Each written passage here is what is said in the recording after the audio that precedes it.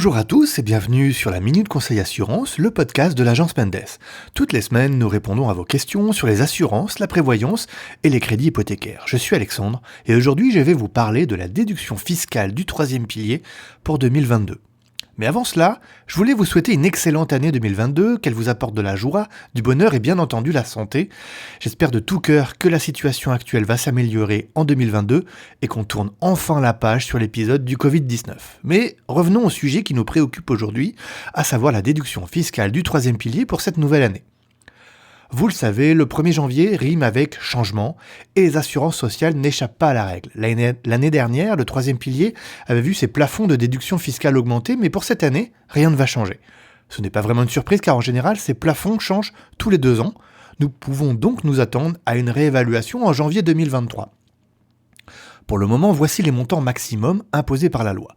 Si vous êtes soumis au deuxième pilier, en d'autres termes, si vous êtes salarié d'une entreprise, vous pouvez déduire jusqu'à 6 883 francs par année sur votre troisième pilier lié 3A. Si à l'inverse, vous n'êtes pas soumis à un deuxième pilier, vous êtes indépendant par exemple, vous pouvez déduire jusqu'à 34 416 francs par année. Ces montants sont applicables au troisième pilier lié 3A. Il existe également une déduction fiscale pour le pilier libre 3B, qui est dépendant de chaque canton. En effet, ceux-ci sont libres de fixer des plafonds de déduction comme ils le souhaitent. Les plafonds ne sont donc pas les mêmes d'un canton à l'autre. Prenons l'exemple du canton de Genève.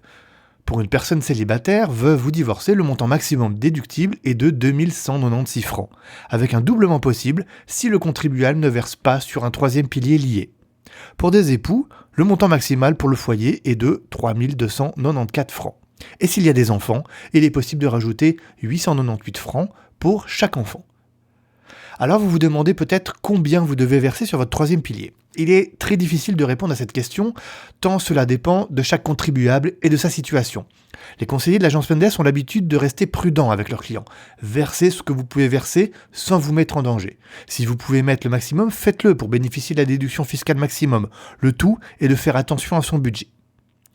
Vous voilà maintenant briefé sur les montants de déduction fiscale du troisième pilier pour l'année 2022. Je vous rappelle que vous pouvez vous abonner à nos podcasts sur Spotify, Apple Podcasts, Google Podcasts ou Deezer et ne louper ainsi aucun épisode.